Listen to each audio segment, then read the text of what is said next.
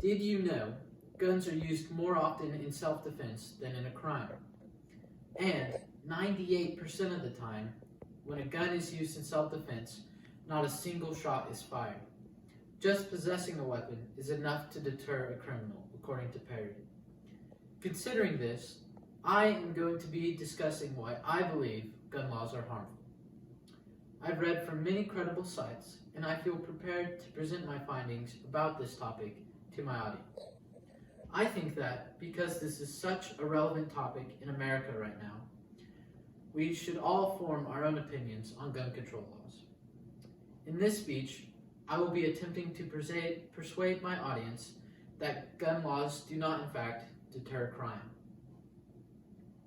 In general, taking the guns away from law-abiding citizens does not take the guns out of the hands of criminals. According to NPR.org, Chicago, having extremely strict gun control laws, saw a rise of gun-related homicides by 61%. People in Chicago can purchase weapons from states such as Wisconsin and Indiana, which have weak gun control laws. Now, not only do criminals illegally acquire weapons, but other people cannot defend themselves from these criminals. To quote Ridgers, if it saves just one life, or many, since jurisdictions with more legally owned and carried guns tend to have less violent crime, we should create a sensible legal framework for gun ownership that does not hamper the right of individuals to exercise self-defense. 79% of male gun owners and 80% of female gun owners say they feel safer owning a gun, and 64% of people living in a home in which someone else owns a gun felt safer. In October 16, 1991, in Killeen, Texas, Susanna Hupp was eating lunch with her parents at Luby's when a shooter drove through the window of the restaurant. He killed 23 people, including Susanna's parents. At that time, laws prohibited bringing a gun into the restaurant, so people were unable to defend themselves from the shooter. After this, Susanna was called to testify before Congress as an advocate for gun rights. Addressing the injustice of strict gun laws, she said, "My gun was out in my car, 100 yards away, completely useless to me, because I wanted to obey the law." Found on Whitber.org. Particularly in reaction to this shooting, Texas legislature passed the shall issue law so that people would be able to carry concealed weapons. To quote Procon.org, states with the largest increases in gun ownership also have the largest drops in violent crimes. The effect on shall issue laws on these crimes where 2 or more people were killed has been very dramatic.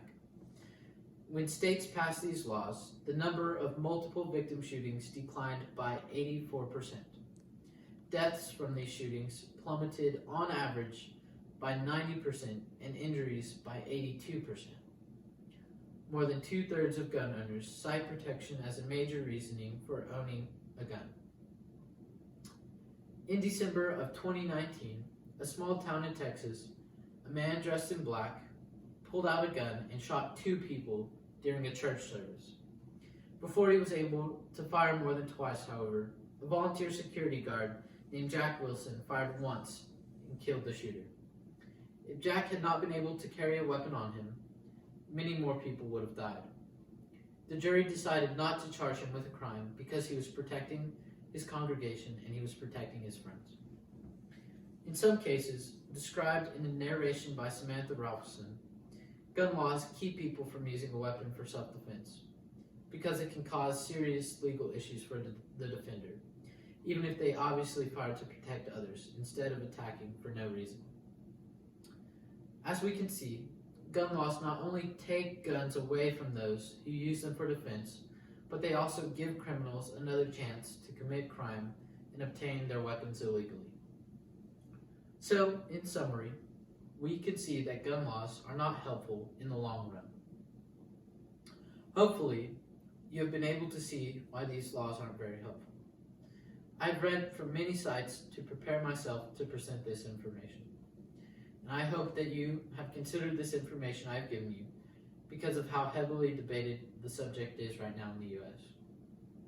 As you can see, when people are able to possess weapons for self-defense, crime is greatly decreased, even whenever the defender never fires a shot.